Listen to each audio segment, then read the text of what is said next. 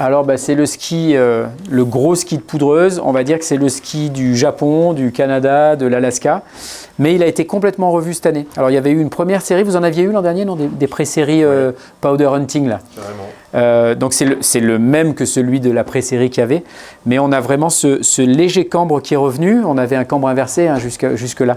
On a ce léger cambre qui est revenu, le rayon qui a été baissé à 19 mètres, il était à 25 hein, sur l'ancien Nocta là. Sur le Nocta qui avait le cambre inversé, pour essayer d'avoir un ski qui s'adapte un petit peu mieux à nos conditions françaises, européennes, on va dire. Donc on a quand même un ski, quand on revient sur de la neige un petit peu pas terrible, qui produit un petit peu plus de pop, un peu plus d'accroche et surtout qui a plus de maniabilité. Il a été vachement assoupli, donc mis du cambre mais vachement assoupli, et donc du coup on a un ski qui est très accessible techniquement.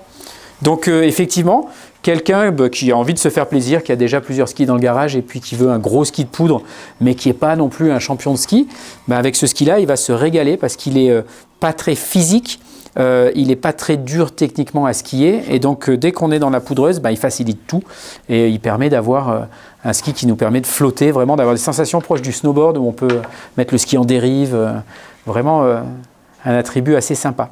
Construction en peuplier et Polonia mélangés. C'est Polonia, peuplier, Polonia, peuplier, Polonia. Donc il y a deux lames de peuplier, donc c'est sur l'épaisseur et sur toute la longueur. Hein. Mais il y a deux lames de peuplier au niveau des points d'ancrage des fixations, de façon à ce qu'on ait vraiment quelque chose de dense. Mais il y a du Polonia aussi en lamelles côte à côte, de façon à ce qu'on ait un poids assez contenu. Donc sur le 185, on a le ski qui fait 2,25 kg. Sur un 122 au patin, c'est pas trop mal, c'est pas si lourd. Bruno, il le monte en low-tech, lui, évidemment. Bruno, il a mis une ATK haute route là-dessus. Après, d'un autre côté, c'est un ski qu'on skie qu'en grosse poudre, donc il n'y a pas tant de contraintes par rapport à de la neige dure, hein, évidemment. Que ce soit quand tu reviens sur le dur, mais oui, voilà, c'est ça. Quand on revient sur le dur, on y va, voilà, exactement, plus tranquille.